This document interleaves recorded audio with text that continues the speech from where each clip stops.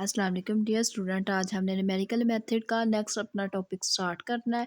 Difference equation हमने start की हुई थी, आज उसी से रेलेवेंट हमने नेक्स्ट अपनी formulation of the difference equation के बारे में डिस्कस करना है। वो हमारे पास कैसे होती है और उसको हम कैसे सोल्व करते हैं। तो सबसे पहले हमारे पास है formulation of the difference equation. तो उसका हमारे पास क्वेश्चन क्या गिवन है, y k is equal to C1 2 power k plus C2 3 power k plus 1/2। हमारे पास जो गिवन क्वेश्चन है वो दिया गया है जनरल सोल्यूशन और पार्टिकुलर सोल्यूशन की फॉर्म में। हमने इसका डिफरेंस इक्वेशन बनाना है। Mean y k plus 2 plus 3 y k plus 3 y k plus 1 plus 12 is equal to 0 something. हमने ये ऐसी इक्वेशन बनानी है। तो इसके लिए हमारे पास जनरल और पार्टिकुलर सोल्यूशन गिवन है। इसको हमने सोल्व करते हुए अपनी डिफरेंस इक्वेशन की फॉर्मेशन की तरफ मूव करना है। तो सबसे पहले हमने कहा कि जो हमारे पास इसका इक्वेशन 1 कह दिया, from equation 1 it is clear that जो हमारे पास इक्वेशन 1 है ये हमने अपने वेरिएबल्स को चेक किया कि हमारे पास यहाँ पे C1 C2 दो वेरिएबल आ रहे हैं। एक दफ़ा हमने ये इक्वेशन 1 इसको कह दिया, एक दफ़ा हमने क्या कर दिया, इसको मल्टीप्लाई करवा दिया के को के प्लस 1 के साथ, क्योंकि जिधर जिधर के था हमने रिप्लेस कर दिया के इंटू के प्लस 1, और दूसरी टर्म के साथ हमने क्या कर दिया, के की जगह रिप्लेस करवा दिया के प्लस 2। वो इस वजह से रिप्लेस करवाया क्योंकि C1 एक टर्म है, C2 दो टर्म है। जब फर्स्ट टर्म के लिए करवाएंगे के प्लस 1 के साथ करवाएंगे, जब सेकंड टर्म के लिए करवाएंगे तो के प्लस 2 के साथ करवाएंगे। अब उसके बाद हमने सिमिलरली हमने ऐसे ही किया कि सबसे पहले जो हमारे पास फर्स्ट टर्म के लिए हमने C1 के लिए फाइंड आउट करना है, तो उसके लिए हमने क्या किया, जिधर जिधर के है उधर हमने के प्लस 1 से मल्टीप्लाई कर दिया। मतलब के सिंपल वर्ड्स हमने ये कह सकते हैं, के को रिप्लेस कर दिया के प्लस 1 के साथ। तो जब हमने इसको के को रिप्लेस कर दिया के प्लस 1 के साथ, तो ये आ गया Y k plus 1 plus C1 2 power k plus 1 आ गया, plus C2 3 power k plus 1 1/3। अब ये हमारे पास क्या है, 2 पावर के ही हमने इसको रहने देना है। तो 2 पावर हमारे पास के इंटू 2 पावर हम पास 1 बन जाएगी। 2 पावर 1 हमारे पास बाहर आके क्या बन जाएगी, 2C1 into 2 power k plus, इसी तरह हमारे पास ये है 3 पावर के इंटू 3 पावर है, तो 3 हमारे पास क्या आ जाएगा, बाहर आ जाएगा। ये पास आ जाएगा plus 3C2 3 power k plus 1/2। इसको हमने इक्वेशन नंबर 2 कह दिया। अब हमने क्या करना है, C2 के लिए भी वर्क करना है, क्योंकि हमारे पास दूसरा कांस्टेंट भी है। तो उसके लिए हमने क्या करना है, के को रिप्लेस कर देना है के प्लस 2 के साथ। जब हम के को रिप्लेस कर देंगे के प्लस 2 के साथ, तो ये यहाँ से हमारे पास जो आंसर आ जाएगा, रिप्लेस किया के को किसके साथ, के प्लस 2 के साथ। ये हमारे पास के है तो इसको रिप्लेस कर दिया y k plus 2 my is equal to C1 k 2 power k plus 2 plus C2 3 power k plus 2 plus 1/2। अब ये हमने इसको 2 पावर के 3 पावर के में इसका आंसर देना है। तो इसमें हमने क्या किया, 2 पावर के इंटू 2 का हमने लिख लिया 2 स्क्वायर। तो 2 स्क्वायर हमारे पास आ गया 4C1 2 पावर के प्लस 3 के लिख लिया और 3 पावर 2 लिखा, तो वहाँ पास क्या आ गया 9 into C2 3 power k plus 1/2 is equal to 3 is equal to plus 1/3। इसको इक्वेशन नंबर 3 कह दिया। अब हमने क्या करना है, 2 और 3 की हेल्प से इसको इक्वेशन को सोल्व करना है। 2 और 3 इसकी रेफरेंस से हमने क्या किया, जो हमारे पास इक्वेशन 2 और 3 है उसको हमने क्या कर लिया, सोल्व कर लिया। तो यहाँ से हमें पता है कि ये हमारे पास क्या है, 4C1 2 पावर के प्लस हमारे पास क्या आ रहा है, प्लस हमारे पास आ रहा है 6, ये हमारे पास आ रहा है प्लस 6C2 3 और साथ 1/2 इंटू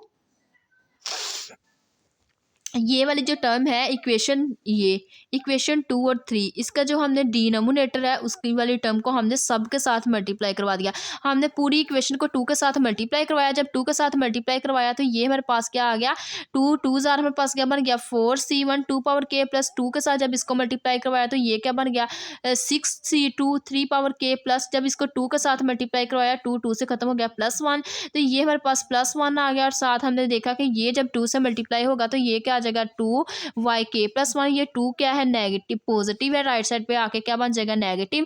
तो ये हमारे पास 1 भी एक कांस्टेंट टर्म थी, ये हमने लिख लिया 1 माइनस 2y के+1 इज इक्वल टू 0। इसी तरह नेक्स्ट हमने क्या किया, इक्वेशन 3 का भी 2 से मल्टीप्लाई कर दिया। जब 2 से मल्टीप्लाई कर दिया तो ये बन गया 2y के+2 माइनस 2 से मल्टीप्लाई किया तो 8C1 2 पावर के प्लस, जब 2 से मल्टीप्लाई किया 9 2 jar 18C2 3 power k plus, हमारे पास 2 से मल्टीप्लाई करेंगे 2 से हमारे पास खत्म हो जाएगा, यहाँ पे हमारे पास 1 बच जाएगा। ये हमारे पास जब 2 इधर मल्टीप्लाई हुआ ये पॉजिटिव है, तो इस इधर हमारे पास आके क्या बन जाएगा, नेगेटिव बन जाएगा, -2y के+2 इज इक्वल टू 0। अब हमने क्या करना है, वैल्यूज फाइंड आउट करनी है। सबसे पहले हमने C1 2 पावर के को कोफिशिएंट के इक्वेट करना है, फिर हमने -C2 3 पावर के प्लस फिर हमने कांस्टेंट के मीन 1 के कोफिशिएंट को इक्वेट कर लेना है। तो सबसे पहले हमारे पास हमने क्या किया, C1 2 पावर के कोफिशिएंट को इक्वेट करना है। तो ये सारी हमने अपनी वैल्यूज को क्या कर दिया, डिलीट कर दिया।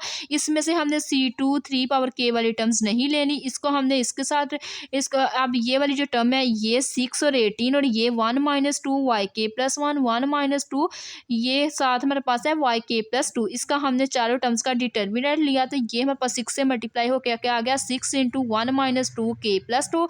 इसी तरह ये हमारे पास क्या आ जाएगा प्लस माइनस हमारे पास माइनस डिटर्मिनेंट में हमारे पास सेंटर में माइनस साइन आता है 18 से मल्टीप्लाई होकर क्या आ जाएगा 18 into 1 minus 2 y k plus 1 is equal to next हमने क्या फाइंड करना है। पहले हमारे पास डिटर्मिनेंट में हमारे पास माइनस आता है, पहले प्लस आता है फिर हमारे पास माइनस आ गया। C2 3 पावर k की वैल्यू फाइंड आउट करनी है तो अब हमने क्या करना है ये सेकंड वाली पूरी टर्म को निगलेक्ट कर देना है। तो इसमें से हमने C1 2 power k C1 2 power k ये वाली टर्म्स को निगलेक्ट कर देना है। 4 को मल्टीप्लाई करवाना है 1 माइनस 2 वाई के प्लस 1 के साथ। इसी तरह प्लस माइनस माइनस डिटर्मिनेंट ले लिया तो वो हमारे पास क्या आ जाएगा 8 into 1 minus 2 y k plus 1। इसी तरह हमने प्लस कांस्टेंट के लिए फाइंड आउट करना है तो 1 कांस्टेंट के लिए हमने ये सारी टर्म को डिलीट कर देना है। इसमें से ये C2 3 पावर k इसमें से C1 2 पावर k वाली टर्म्स को डिलीट कर देना है। 4 को मल्टीप्लाई करवाना है 18 के साथ माइनस आ जाएगा डिटर्मिनेंट का। 8 को मल्टीप्लाई करवा देना है 6 के साथ तो ये हमारे पास आ जाएगा 72 माइनस 48।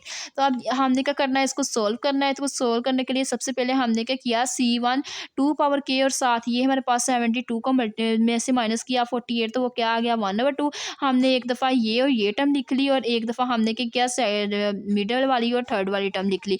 ये हमने दोनों टर्म लिख ली। लिखने के बाद ये हमारे पास क्या आ गई C1 2 पावर k हमारे पास किसके इक्वल आ गया 1/24 into 6 into 1 minus 2 y k plus 2 minus 18 1 minus 2 y k plus 1 और C2 इंटू 3 पावर k का हमारे पास वैल्यू क्या आ गई 1/24 into 8 into 1 minus 2 y k plus 2 minus 4 1 minus 2 y k plus 1 और ये हमारे पास C1 2 power k C2 3 power k दोनों की वैल्यूज़ आ गई। अब हमने क्या करना है ये वैल्यूज़ को इक्वेशन नंबर 1 के अंदर पुट कर देना है। C1 2 पावर k की वैल्यू पुट कर देनी है, C2 3 पावर k की वैल्यू को पुट कर देना है। जब हमने इसकी वैल्यूज़ को पुट करना है, पुट करने के बाद हमने इसको सोल्व कर लेना है। तो यहाँ से हमने क्या कर दिया इसकी सारी वैल्यूज़ पुट की। अब हमने सारी वैल्यूज़ को हमने देखा कि 24 से मल्टीप्लाई करवा देना क्योंकि डिफरेंस इक्वेशन हमारे पास क्या होती है इक्वेशन फॉर्म में होती है, उसके डिवाइड में हमारे पास कोई टर्म नहीं होती। हमने क्या किया पूरी इस इक्वेशन को 24 से मल्टीप्लाई करवा देते ये क्या आ गया 24 y k is equal to ये हमारे पास 24 से ख़त्म होकर बाकी क्या बचा 6 और ये हमने देखा कि 1 माइनस 2 k प्लस 1 है और ये भी 1 माइनस 2 k प्लस 1 है। अब हमने देखा कि जो चीज़ हमारे पास कॉमन आ रही है वो हम कॉमन ले लेंगे। ये हमारे पास 1 माइनस 2 k प्लस 2 और सेकंड वाली टर्म हमने देखी 1 माइनस 2 k प्लस 2। ये हमने दोनों टर्म्स देखी, इसकी हेल्प से हमने क्या किया क्या कॉमन आ रहा था 6 माइनस 2 वो हमने कॉमन ले लिया प्लस उसके बाद हमने नेक्स्ट अपनी टर्म्स देखी 1 माइनस 2 k प्लस 1 में से जो चीज़ कॉमन आ रही थी माइनस 18 प्लस हमारे पास क्या आ रहा था 8 कॉमन आ रहा था तो हमने कॉमन लिया।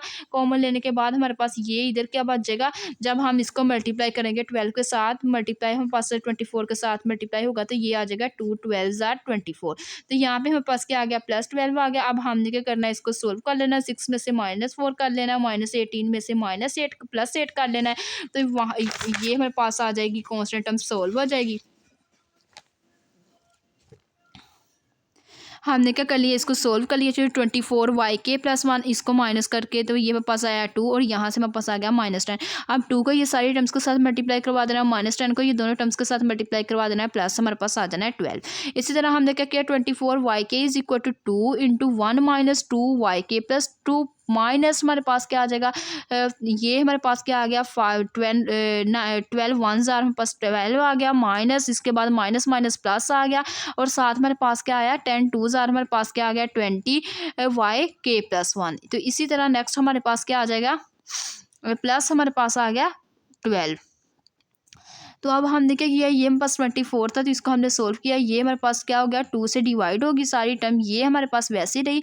इसके अंदर हमने क्या कर दिया सबको इसमें से पूरी इक्वेशन में से हमने इसको 10 से मल्टीप्लाई नहीं किया बल्कि इस और इस टर्म में से हमने देखा 2 कॉमन आ रहा था तो 2 कॉमन लेके सबको हमने अंदर लिखा है। तो जब हमने 2 कॉमन लिया तो ये हमारे पास सारी टर्म वैसे ही आ गई 1 minus 2 y k plus 2 minus जब इसमें से 2 कॉमन ले लिया तो यहाँ पे हमारे पास -5 बच गया। इसी तरह हमने जब 2 कॉमन कॉमन लिया, इसमें से 2 कॉमन लिया तो यहाँ पे हमारे पास 5 बचेगा, माइनस माइनस क्या हो जाएगा प्लस, 5 2 ज़ार आ गया 10 प्लस 1। इसी तरह ये हमारे पास टर्म आ गई, तो ये टर्म आने के बाद यहाँ से हमारे पास क्या बच गया, ये हमारे पास माइनस प्लस क्या हो जाएगी, प्लस माइनस आ जाएगा माइनस, और साथ हमारे पास 5 1 ज़ार आ जाएगा 5।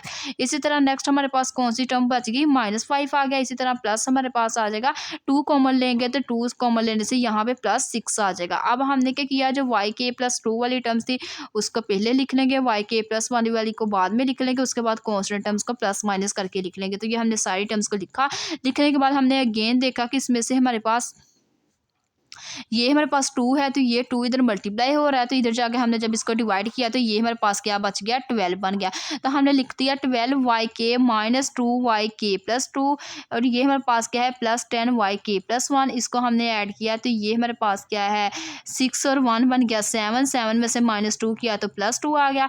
उसके बाद हमने देखा कि ये पूरी टर्म्स में से फिर 2 कॉमन आ रहा है, तो 2 कॉमन लिया तो यहाँ से हमारे पास आ गया -y k+2 -5 y k+1 +1। ये हमारे पास 2 क्या है इधर मल्टीप्लाई हो रहा है, तो राइट साइड पे जाके इसको डिवाइड करवा दिया, 2 6 ज़ार आ गया हमारे पास 12।